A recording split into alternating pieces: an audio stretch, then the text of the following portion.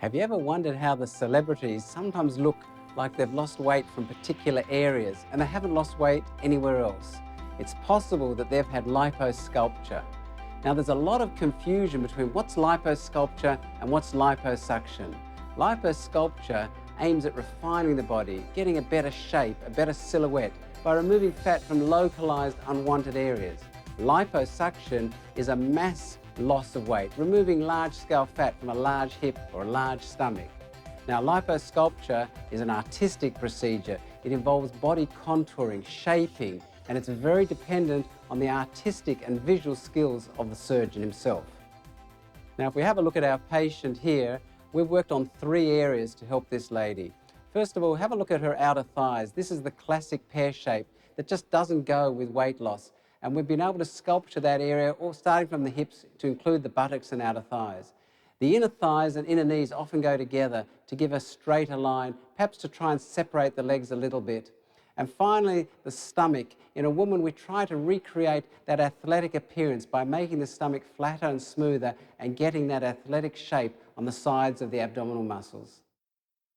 Liposculpture is for patients who are frustrated due to a genetic predisposition of localized areas of fat. It can be performed in age groups from 18 to 80 and men and women.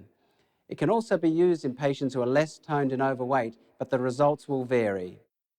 Liposculpture is ineffective when there's no fat layer and the muscle is close to the skin, such as in the classic barrel-shaped stomach of an elderly man. The patient has a choice of having the procedure done whilst they're awake or under a general anesthetic.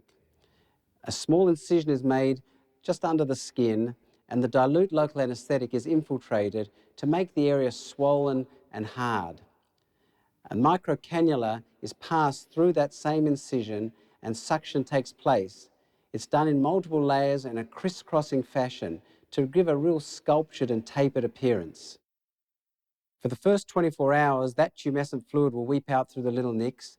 There may be some pain or discomfort and numbness initially, and results vary, particularly if patients have cellulite and dents to start off with. And of course, all surgery has risk of infection, bruising and swelling. Patients often ask me, how do I get the best result? And it all starts with a planning that the surgeon must decide exactly which spot and which areas need more or less fat removed. And with that, it's so important that you also understand what the surgeon's goal in the procedure is.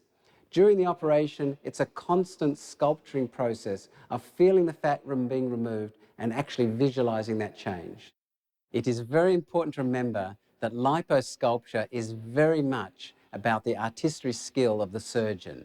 Good results come with good, deep knowledge of how the fat and the skin layers work, having extensive experience and using the best method, such as tumescent liposculpture. There's no one manual for liposculpture, as everybody's different and you've got to treat the individual.